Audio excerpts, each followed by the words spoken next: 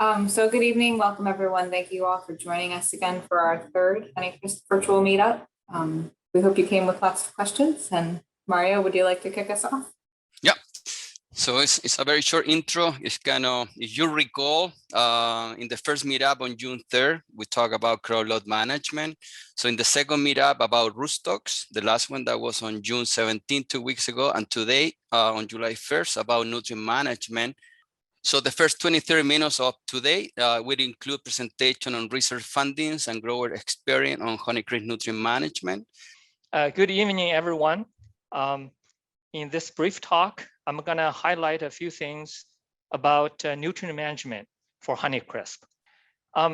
Because Honeycrisp is highly sensitive to nitrogen, and Honeycrisp tree is a weak growing tree, and the fruit is prone to a bitter pit, nutrient management should be focused on the following two aspects.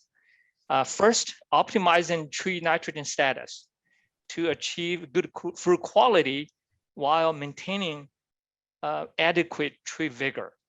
Second, balancing calcium with other nutrients, particularly potassium, to mitigate bitter pit.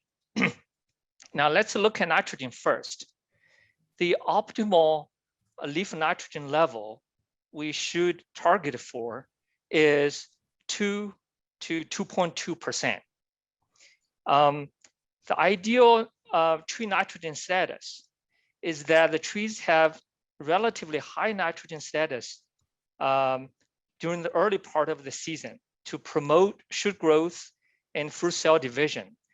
As the season progresses, tree nitrogen status decreases to guarantee fruit quality and wood maturity. As you can see here, although this graph was taken from a study on Gala, but is equally applicable to Honeycrisp.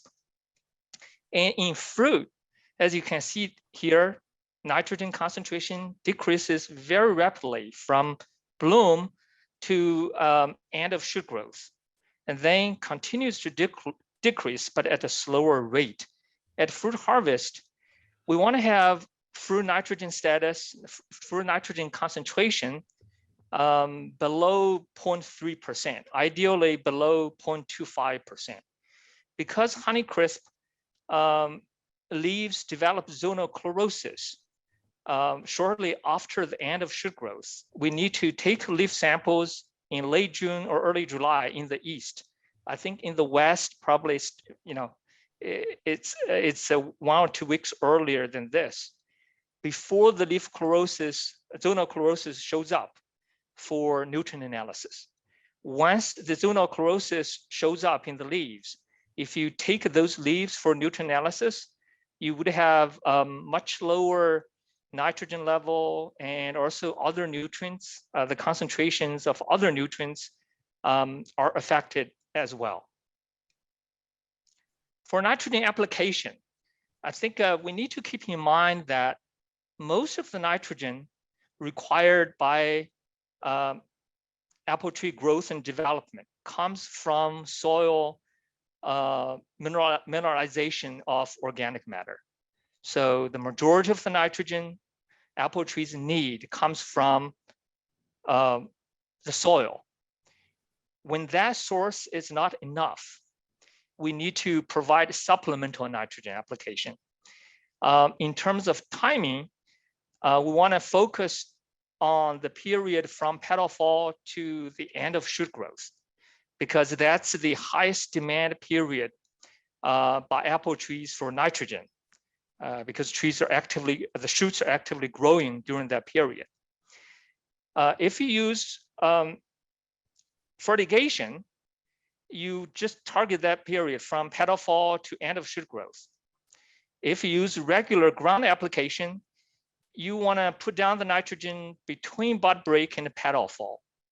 And we run a few experiments earlier that with the same amount of nitrogen, let's say 30 pounds of nitrogen per acre per year, the later you apply the nitrogen, the higher the fruit nitrogen will be at harvest. So if you use regular ground application, you want to make sure to put down the nitrogen between bud break and petal fall. You can do a split application. First application shortly after bud break, the second application at petal fall. You don't want to apply significant amount of nitrogen during active shoot growth unless the trees are on sandy soils. The nitrogen supply is really low. On sandy soils, we also suggest that you can apply nitrogen post-harvest. Actually, in the video by Jose and Jason at Ross Farm, they routinely apply 10 to 15 pounds of nitrogen right after harvest. This is for sandy soils. I think this is a good way to increase the nitrogen reserve, because we try to keep the tree nitrogen status low, particularly for Honeycrisp. Right after harvest, we don't need to worry about fruit nitrogen status.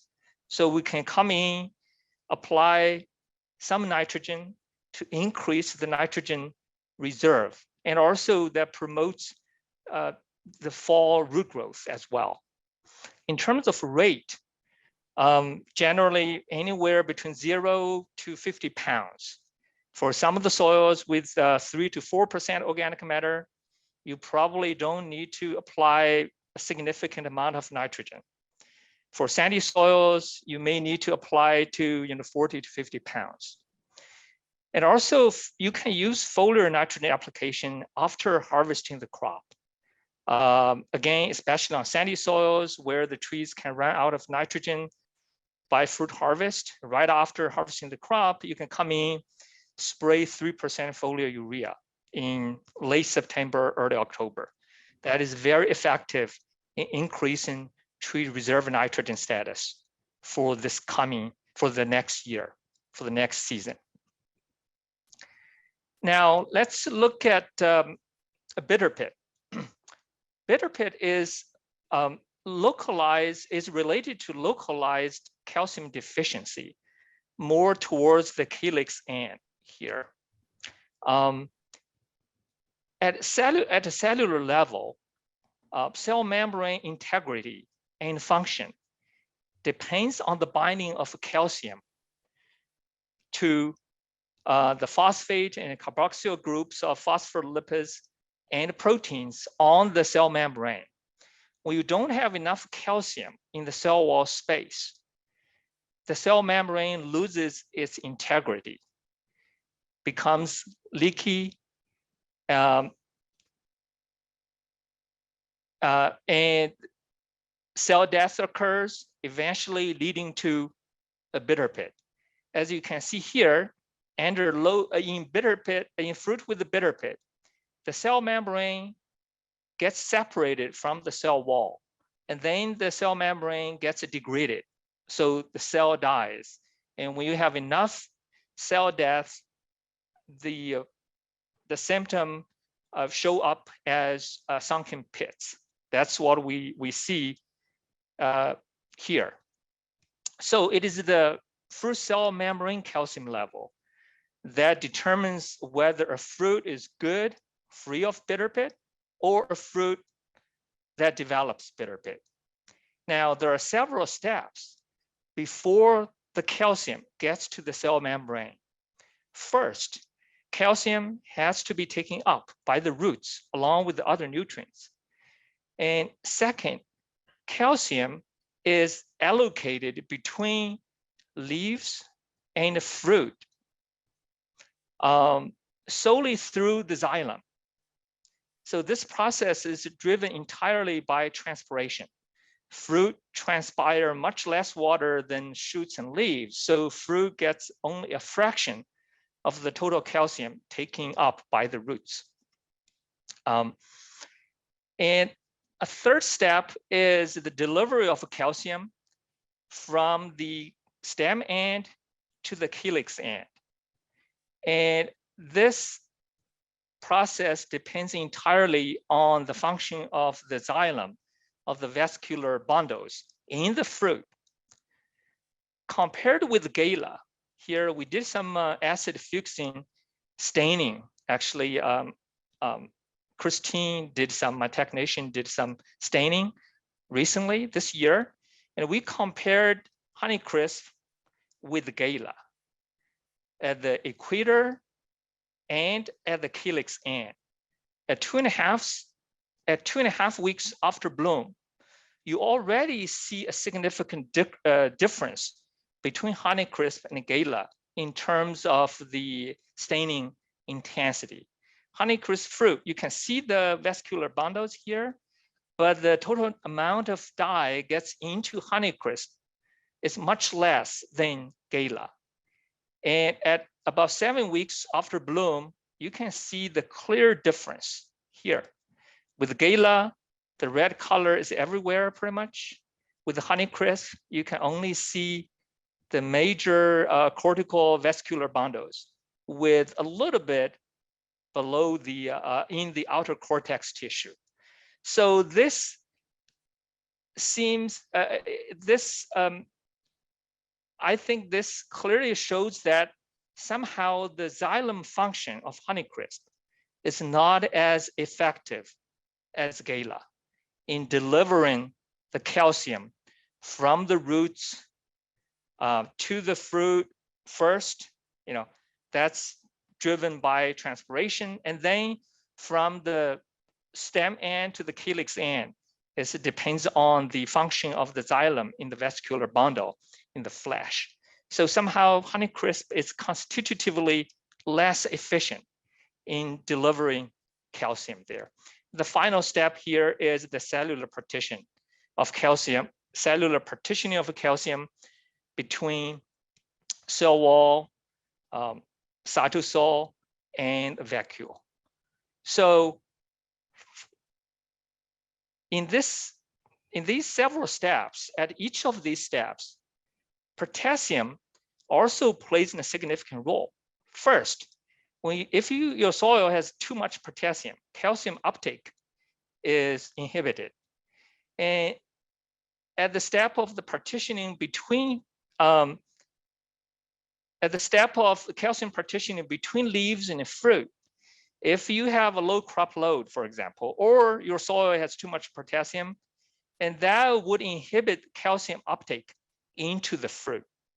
And then at the final step here, when you have too much potassium in the cell wall space, it will make the binding of calcium to phospholipids and proteins much less effective, because calcium would replace calcium.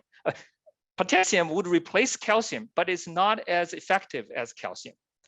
So from a management perspective, here are the ways we can manage a bitter pit. First, we need to choose a rootstock that can take up calcium more efficiently, or partitioning more calcium into the fruit. I think, or at the same time, or take up less potassium. That helps the calcium partitioning into the fruit. Okay, so rootstock affects root uptake of calcium, potassium. It also affects the partitioning of calcium between leaves and fruit. And and rootstocks probably also affects the amount of calcium, or the hormone balance that affects the development of the fruit stem, which we know very little about. Second, we need to control the partitioning of calcium between leaves and fruit. For example, we control tree vigor. So we don't want to have very vigorous trees, so that more calcium is delivered to fruit. And finally, we need to spray calcium onto the fruit directly. That's we typically call foliar calcium spray. Actually, it should be fruit calcium spray. From a diagnostic perspective, fruit potassium to calcium ratio incorporates many of the factors I talked about here. So it has the potential to indicate, to incorporate all these processes integrate all the effects of different factors and different processes on the risk of bitter pit in Honeycrisp. So this, I think, provides the basis for using fruit potassium to calcium ratio as an indication of the risk of bitter pit. So over the last few years, Mario, in my lab, we worked closely with Dr. Mike Rutsky at the Cornell Nutrient Analysis Lab, and also with Scott Henning at Lake Ontario Fruit, and many apple growers throughout the state. And we tested various tissues, to look for the best tissue for nutrient analysis. So we tried flesh, and then moved on to peel, and then at the end we settled on peel sap nutrient analysis.